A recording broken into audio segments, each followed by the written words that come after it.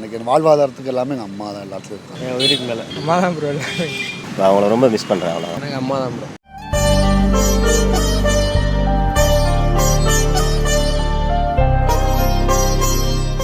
Hi, இது நம்ம Madurai 360. Subscribe பண்ணுங்க, பெல் ஐக்கானை கிளிக் பண்ணுங்க, வர வீடியோஸ் சந்தோஷமா பாருங்க.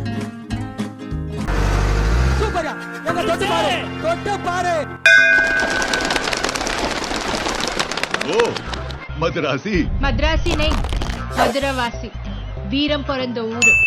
சரி அண்ணே சொல்லுங்கள், உங்கள் வாழ்க்கையில் அம்மான்றவங்க எந்த அளவுக்கு முக்கியம்? அம்மான்றவங்க வந்து வாழ்க்கைக்கு அவங்க தான் ஃபஸ்ட்டு முக்கியம். எனக்கு என் வாழ்வாதாரத்துக்கு எல்லாமே எங்கள் அம்மா தான் எல்லாத்துலையும் இருக்காங்க. நான் என்ன தேவைப்படுது, எனக்கு என்ன வேணுன்றது வந்து நான் யோசிக்கிறது எங்கள் அம்மா செஞ்சுருவாங்க. அதுவே எனக்கு போதும்.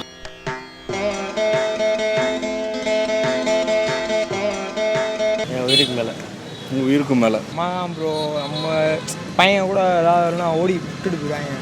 அம்மா தான் எப்பயுமே கடைசி இருப்பாங்க. நம்ம ஒரு கீழே விழுந்துட்டா கூட அம்மா தான் பார்த்துப்பாங்க. ஆக்சிடென்ட் ஆச்சு ப்ரோ, யாரும் இல்லை, அம்மா தான் எந்திரிச்சு நடக்க முடியல, ஈரும் கூட அம்மா தான் சொல்லிட்டு அப்போ தான் தோணுச்சு அம்மானா அப்படி. அப்போ இதுக்கு அப்பா அப்பா வேணும் ப்ரோ. அப்பா வந்து வேலைக்கு போகணும்ல ப்ரோ, அவரை பார்த்துக்கணும். அம்மா தான் எல்லாம் பார்த்துக்குவாங்க.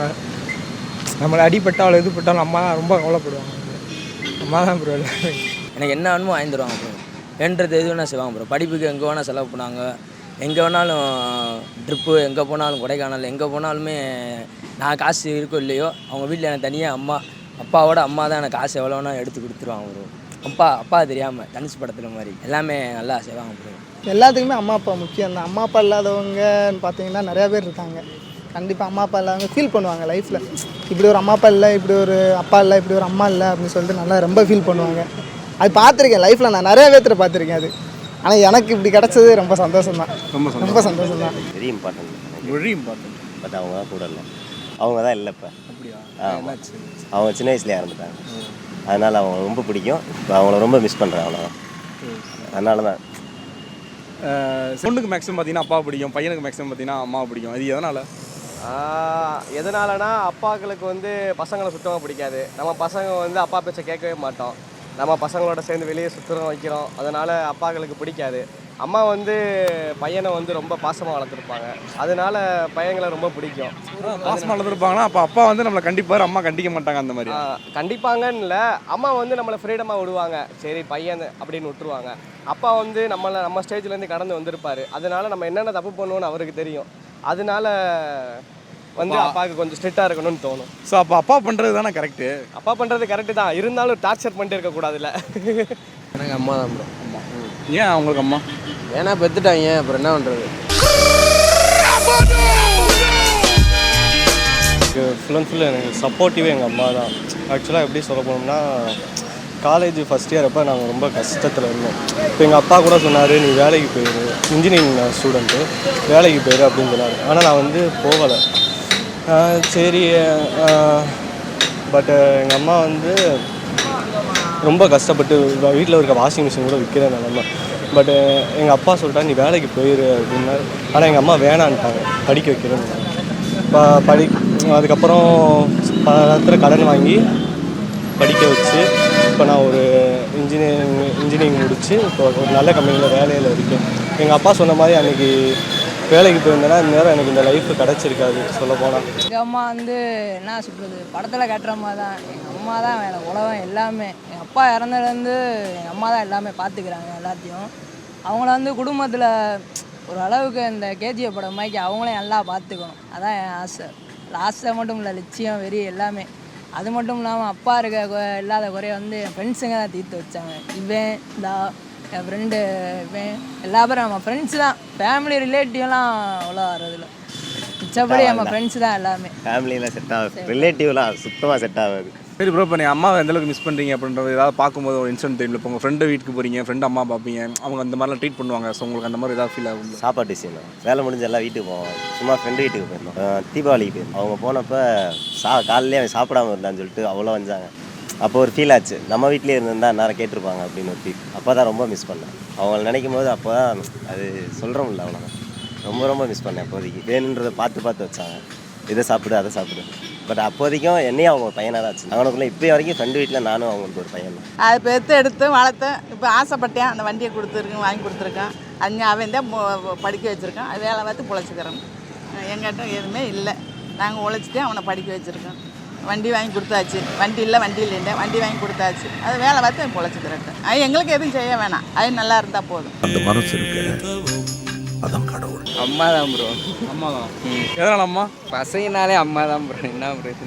உங்கள் அம்மா ஃபோன் அடிச்சா எடுப்பானான்னு கேளுங்க. இந்த இவனுக்கு ஒரு சீட் எடுத்து பாருங்க ஐயா, வெறும் பொய்யா சொல்லிக்கிட்டு தெரியலாம். ஏன் எடுக்க மாட்டீங்களா? இல்லை ப்ரோ, டெய்லி வீட்டுக்கு நான் பார்த்துக்கிட்டு ஃபோனில் கூட பேச முடியாது, அப்படியே போயிட்டு பேசி.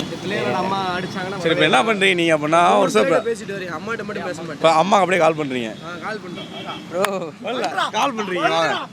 வாங்க கால் பண்ண இல்லையா? வாயா உன்னை வந்து லவ்வருக்கு கால் பண்ணி பேச சொல்லலை, வேற யாரும் கால் பண்ணி பேசல, அம்மாவுக்கு தான் கால் பண்ண சொல்கிறேன். நீ ஏன் இப்படி பயப்படுற? அம்மா கால் பண்ணி ஒன்றுமே இல்லை, ஹாப்பி மதர்ஸ் டேம்மா, நான் வந்து இல்லை ஐ லவ் யூ கூட சரி ஓகே ஐ லவ் யூ கூட சொல்லிக்கலாம், தாராளமாக சொல்லிக்கலாம். ஹாப்பி மதர்ஸ் டேம்மா, நான் வந்து இத்தனை நாளாக வந்து நீ என்னை பெற்று உன் வயசு எத்தனை ப்ரோ? 24 வருஷமாக வந்து பெற்று வளர்த்துட்டு இருந்தீங்க. உங்களை இந்த 24 வருஷத்தில் எவ்வளவோ கஷ்டங்கள் கொடுத்துருந்துருப்பேன், அதுக்கெல்லாம் நான் மன்னிச்சிருங்க அப்படின்ற மாதிரி. ஏன்டா அப்படிலாம் அவுட் ஸ்பீக்கர்லாம் போட்டு பேசணும், சரியா? ஹலோ மா, அப்படி தமிழ்லேயே பேசணும். நாளைக்கு மதர்ஸ் டேவா? நாளைக்கு மதர்ஸ் டேமா? அம்மா கல்வி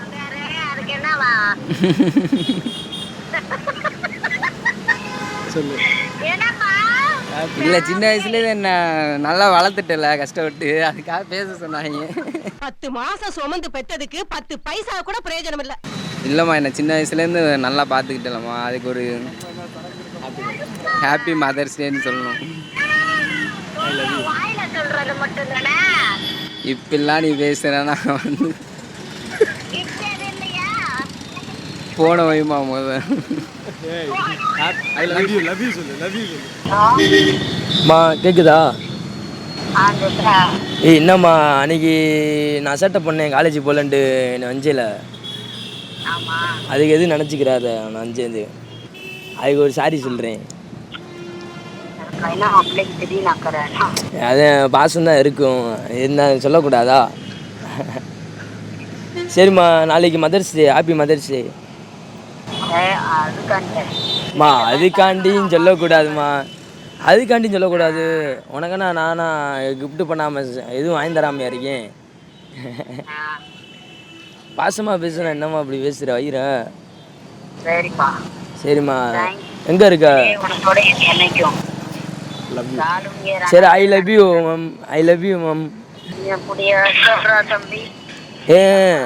அம்மா அம்மா அம்மா லவ் பண்ணக்கூடாதாம்மா, ஏம்மா அப்படி வயிற? அம்மா நான் தானம்மா பேசுகிறேன், என் பாசத்தில் ஒரு மனசில் பாசத்தை பொங்கி பேசக்கூடாதா? ப்ரோ பைக் வேறு எடுத்து கொடுத்துருக்காங்க. ஸோ நாளைக்கு மதர்ஸ் டே வேறு. ஸோ இந்த மாதிரி ஒரு நேரத்தில் அம்மாட்ட என்ன சொல்லணுமோ சொல்லுங்கள். அம்மாக்கு நாளைக்கு மதர்ஸ் டே, ஸோ என்ன சொல்லுவீங்க? ஐ லவ் யூ தான் சொல்லணும்.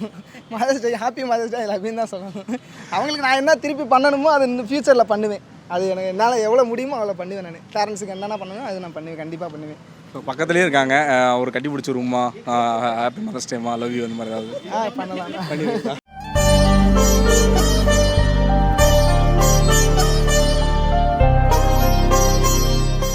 அம்மா நான் எவ்வளோ தப்பு பண்ணியிருக்கேன் அம்மா, சொல்கிறேன் கேளுங்கம்மா, இனிமேல் கொஞ்சம் கொஞ்சமாக தெரிஞ்சுக்கிறேம்மா. ஆ என்னம்மா? சரிம்மா. அம்மா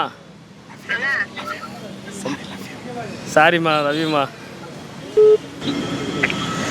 ப்ரோ நீங்கள் வந்து சொன்னீங்க இல்லையா அம்மா இறந்துட்டாங்க அப்படின்னா, ஸோ இப்போ வந்து சப்போஸ் அம்மா இருந்தாங்க அப்படின்னா நீங்கள் அவங்ககிட்ட சொல்லணும் அப்படின்னா என்ன மாதிரியான வார்த்தைகள் சொல்லுவீங்க? அம்மா இப்போ இருந்தாங்கன்னா உங்களோட லெவலுக்கு உங்கள் தங்கச்சி என்னை பார்த்துக்கிறாங்கன்னு சொல்லி, அவங்க பேர் தான் பச்சைக்குத்தி, அம்மா பேர். அவங்க தான் என்ன இது வரைக்கும் பார்த்துட்ருக்காங்க. பெற்றவங்க கூட அப்படி பார்ப்பாங்களான்னு தெரியாது, எங்கள் அப்பா கூட அப்படி என்ன கேர் பண்ணாங்கன்னு தெரியாது. அவங்க இது வரைக்கும் ரொம்ப கேர் பண்ணுவாங்க. டெய்லியும் காலையில் கால் பண்ணுவாங்க, காலைல சாப்பிட்டியா இல்லையா, அல்சர் இருக்கிறதுனால அவங்க டெய்லியும் கால் பண்ணி காலைல சாப்பிட சொல்லி அவ்வளோ ப்ரெஷர் பண்ணுவாங்க.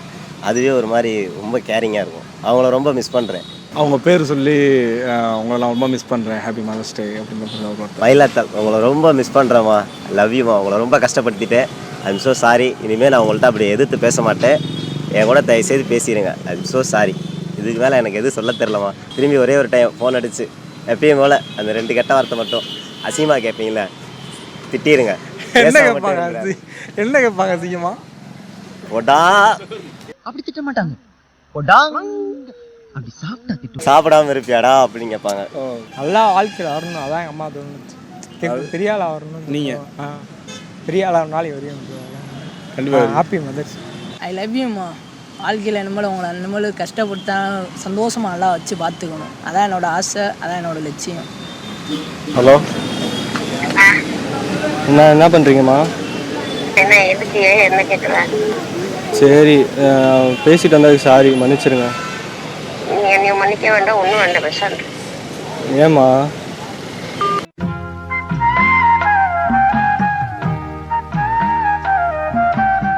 இப்போ நீங்கள் என்ன பண்ணுறீங்க அப்படின்னா, நீங்கள் அப்படி லைட்டாக உங்கள் அம்மா கால் பண்ணுறீங்க, தலைவாய் வா எடுத்தேம்பாரு ஓட்டம். இல்லை அம்மாவுக்கு தான் நான் கால் பண்ண சொன்னேன், அம்மா ஃபோன் இல்லையா? சரி, இப்போ அம்மா கால் பண்ண எப்படி பேசுவேன்? அம்மா வந்து வேலைக்கு போயிட்டாங்க ப்ரோ. இதெல்லாம் நல்லாவா ப்ரோ உண்மைதான் ப்ரோ. அம்மா வேலைக்கு போயிட்டாங்களா, அம்மா ஃபோன் இல்லையா? காட்டுமுத்து தாயா பிள்ளையா பேசி தப்பிச்சிடுறா ஐயா. நம்ம இங்கே யோசிக்கிறத அம்மா இங்கேருந்து யோசிப்பாங்க.